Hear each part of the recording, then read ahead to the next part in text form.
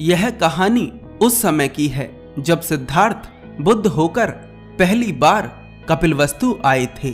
शाक्य गणराज्य छोटे छोटे हिस्सों में बटा हुआ था, जिनके कई राजा थे। राजा शुद्धोधन सभी राजाओं के राजा थे। जब शाक्यों को बुद्ध के आने की खबर मिलती है तो सभी उनसे मिलने की इच्छा प्रकट करते हैं। सभी राजा शुद्धोधन से प्रार्थना करते हैं कि वे एक शाक्य बैठक बुलवाएं जिसमें सभी राजा सम्मिलित हों और बुद्ध उनका मार्गदर्शन करें।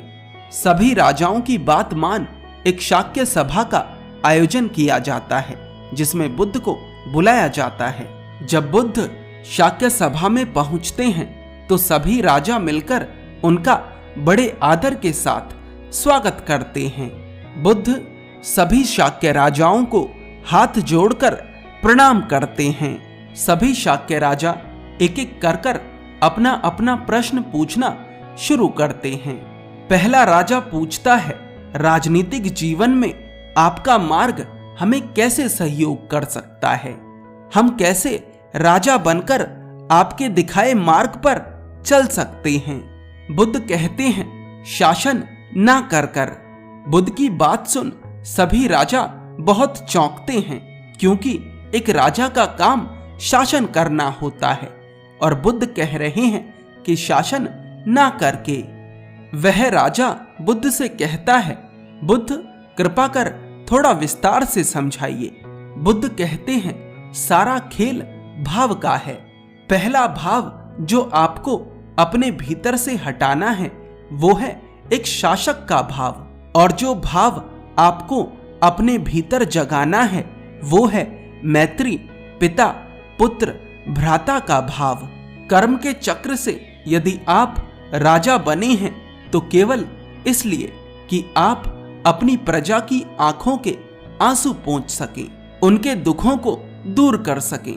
यही काम आप अपने घरों में हर दिन करते हैं, पिता बनकर, भाई बनकर, पुत्र बनकर।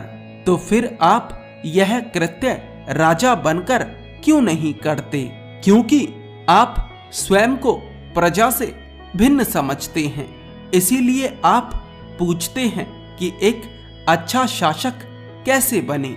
आप ये नहीं पूछते कि एक अच्छा पुत्र, पिता या भाई कैसे बने, क्योंकि वहां अपनेपन का भाव होता है। तो इसी भाव को और बढ़ाएं। सभी अपने हैं, सभी के दुख अपने हैं।